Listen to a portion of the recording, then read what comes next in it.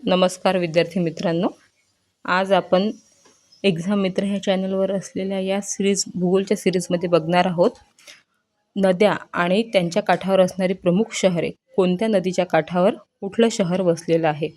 MPSC group बी आणि group सीमध्ये याच्यावर डायरेक्ट प्रश्न बनतो की कुठल्या नदीच्या किनारी कुठलं शहर वसलेलं आहे, किंवा कधीकधी हे जोड्या लावा या पॅटर्नमध्ये पण आलेलं आहे. ABC आपल्याला शहरं दिली असतील आणि दुसऱ्या बाजूला 1 2 3 4 अशा प्रकारे आपल्याला त्यांची नद्या असं दिलेलं असणार. तर ह्या दोहोंचा आपल्याला योग्य क्रम माहिती असायला हवा. आणि जवळजवळ आपल्याला इम्पॉर्टंट नद्या आणि त्यांच्यावर वसलेली मोठी शहरे माहिती असायला हवी, जेणेकरून आपल्याला एलिमिनेशन पॅटर्नने तरी आपल्या योग्य उत्तरापर्यंत पोहोचता येईल. सर्व शहरे जर लक्षात आली तर फारच उत्तम, परंतु कधीकधी आपल्या लक्षात राहत नाही, पण मोठी मोठी शहरं आपल्या लक्षात येऊ शकतात. जसं की आता इथे आहे खाली दिलेले आपण सर्व मुख्य नद्या घेतलेल्या आहे आणि मग त्यानुसार त्यांची आपण कुठल्या नदी कुठल्या शहरामधून वाहते किंवा कुठली नदीच्या तीरावर कुठलं शहर वसलेलं आहे असा क्रम घेतलेला आहे. तर सर्वात पहिले आहे आपली गोदावरी नदी. आता गोदावरीच्या प्रमुख शहरांची यादी इथे दिलेली आहे आणि गोदावरीबद्दल माहिती आहे. ही महाराष्ट्रातील सर्वात लांब नदी आहे. यानंतर गोदावरीवर असलेलं मुख्य शहर आहे नाशिक. नाशिक सर्वांना माहिती असते.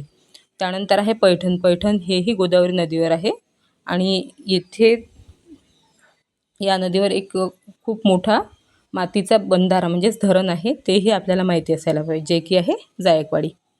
यानंतर येतो कोपरगाव. कोपरगाव हे असं नाव आहे जे आपल्या सहसा लक्षात राहत नाही. त्यामुळे नाशिक, पैठण, त्यानंतर कोपरगाव. नांदेड. नांदेड हे सर्वश्रुतच आहे, सर्वांना माहिती आहे. नांदेड गोदावरी नदी किनारी आहे. आणि यानंतर आहे गंगाखेड. गंगाखेड हे शहरही गोदावरी नदी किनारी आहे. यानंतर लक्षात ठेवायच्या गोष्टी अशा आहेत की गोदावरी नदी वर असलेले धरण इम्पॉर्टंट धरण आणि त्यांचा काही आपल्या जसं की भूगोलाशी संबंध राहतो किंवा जवळच्या इतिहासासोबतही संबंध असू शकतो. आणि जर यावर आलेले जुनी MCQ असतील तेही आपण सॉल्व करताना लक्षात ठेवायचे की गोदावरी नदीवर अशा प्रकारे प्रश्न पडलेला आहे. गोदावरी खोऱ्याचं क्षेत्रफळ, गोदावरी किती % महाराष्ट्रात आहे, त्यानंतर गोदावरीची लांबी महाराष्ट्रात किती आहे, आणि हा व्हिडिओ आपला शहरांबद्दल आहे. त्यानंतर आहे कृष्णा नदी. कृष्णा नदी ही कृष्णा नदीच्या किनाऱ्यावर आहेत महत्त्वाचे शहरं. कराड खूप नावाजलेले शहर आहे. सांगली जिल्हा ही आहे आपल्याला माहिती आहे, आणि हे शहर कृष्णा नदी किनारी वसलेलं आहे. यानंतर वाई ही सर्वांना माहिती आहे, वाई. यानंतर आहे औदुंबर हेही, आणि मिरज हेही शहर कराड सांगलीतील आहे, पण कृष्णा नदी किनारी असलेलं मिरज हेही एक महत्त्वाचं शहर आहे. आणि अशी शहरे जी सर्वांना माहिती नाहीत अशी शहरं विचारण्याचा एक MPSCचा पॅटर्न आपल्याला दिसून येतो की जी शहरं थोडी आकारमानाने कमी आहेत किंवा व्यापारी दृष्टीने थोडे मागे आहेत अशी शहरंही आज MPSCच्या पॅटर्नमध्ये आपल्याला दिसून येतात. यानंतर गोदावरी आणि कृष्णा ह्या 2 महाराष्ट्रातील मुख्य नद्या आहेत.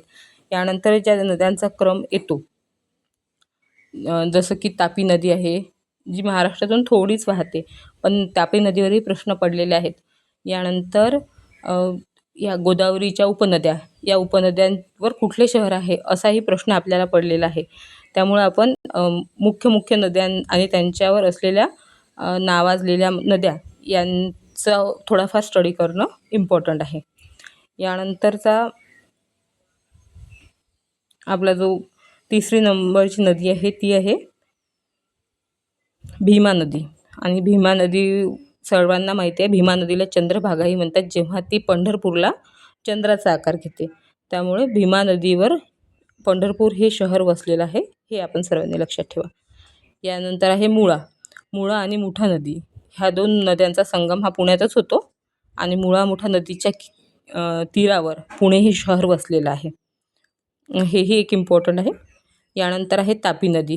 जसे की सांगितल्याप्रमाणे तापीचा उगम हा मध्य प्रदेशात होतो पण ती महाराष्ट्रातून सातपुडा पर्वतरांगेच्या पायथ्याने वाहते आणि त्यामुळे तिलाही तेवढंच जास्त इम्पॉर्टंट आहे महाराष्ट्रासाठी. ही एक पश्चिम वाहिनी नदी आहे आणि यावर वसलेलं सर्वात महत्त्वाचं शहर आहे भुसावळ. भुसावळ हे रेल्वेच्या दृष्टीने खूप महत्त्वाचं आहे, कारण इथे एक जंक्शन आहे, त्यामुळे हे शहर महत्त्वाचं आहे. यानंतर जळगाव हे शहरही तापी नदीकिनारी आहे.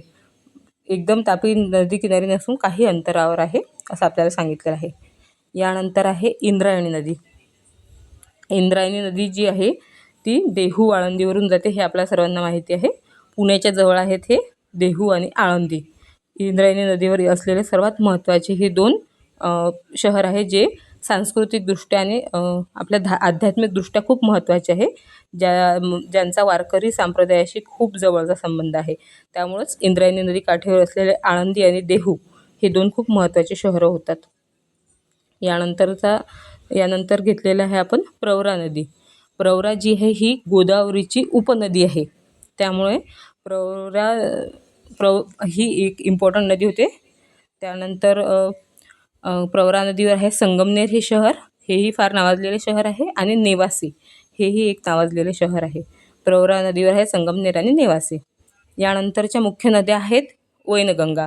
वैनगंगेवर असलेलं आपल्याला माहिती असलेलं शहर आहे भंडारा शहर. यानंतर नागपूर हे शहर नाग नदीच्या किनारी, जसं की आपल्याला नावातूनच दिसून येते, नाव असल्यामुळे त्या शहराला नाग नदीचं नाव असल्यामुळे शहराला नागपूर हे नाव ठेवण्यात आलेलं आहे. त्यानंतर वारणा ह्या नदीची किनारी वारणा ही नदी सांगली आणि कोल्हापूर हे 2 महत्त्वाचे शहर वसलेले आहे वारणेच्या किनाऱ्यावर. यानंतर येते सावित्री ही नदी. सावित्री ही नदीच्या किनाऱ्यावर महाड नावाचं शहर वसलेलं आहे. अशाच प्रकारे आणखीही आपण आपल्याला इम्पॉर्टंट वाटलेलं PYQजमध्ये आलेले किंवा एखादे इम्पॉर्टंट MCQजमधले असलेले काही महत्त्वाचे टॉपिक असतील तर नेक्स्ट व्हिडिओमध्ये आपण नक्कीच घेऊन येण्याचा प्रयत्न करूया. तुम्हाला जर व्हिडिओ आवडला असेल तर लाईक, शेअर आणि सबस्क्राईब करा. फॉलोही नक्की करा. थँक्यू.